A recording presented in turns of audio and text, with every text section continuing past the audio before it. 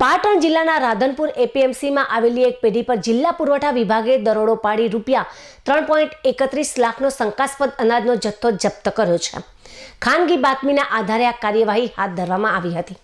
પુરવઠા અધિકારી હેમાંગીની ગુર્જરના જણાવ્યા અનુસાર જિલ્લા પુરવઠા વિભાગને મળેલી બાતમીના આધારે રાધનપુર એપીએમસીમાં આવેલી આહિર બ્રધર્સ નામની પેઢીમાં તપાસ કરાઈ હતી. આ તપાસ દરમિયાન પેઢીમાંથી શંકાસ્પદ ઘઉં અને ચોખાનો મોટો જથ્થો મળ્યો હતો, જેના બિલ પેઢી માલિકે રજૂ કરી શક્યા ન હતા.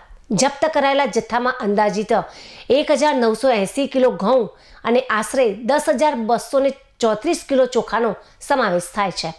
ટીમે ઘટના સ્થળ પરથી આ સમગ્ર જથ્થો સીઝ કર્યો હતો, જેની કુલ બજાર કિંમત આશરે રૂપિયા 3,31,758 આંકવામાં આવી છે.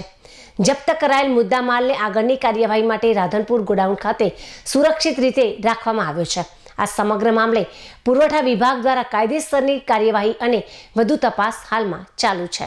આજ રોજ તારીખ 12/11/2025ના રોજ અમોને ખાનગી બાતમીના આધારે મારા તથા અમારી જિલ્લા પુરવઠાની ટીમ દ્વારા રાધનપુર ખાતે એપીએમસીમાં આવેલ આહિર બ્રધર્સની પેઢી જે છે તેમાં તપાસણી કરતા શંકાસ્પદ કેટલોક ઘઉંનો તથા ચોખાનો જથ્થો મળી આવેલ, જેમાં ઘઉં જે છે એ અંદાજિત 1980 કિલો અને ચોખા છે જે અંદાજિત 10,234 કિલો મળેલ અમને, જેનો કુલ મુદ્દામાલ 3,31,758 જેટલી કિંમત થાય છે એની.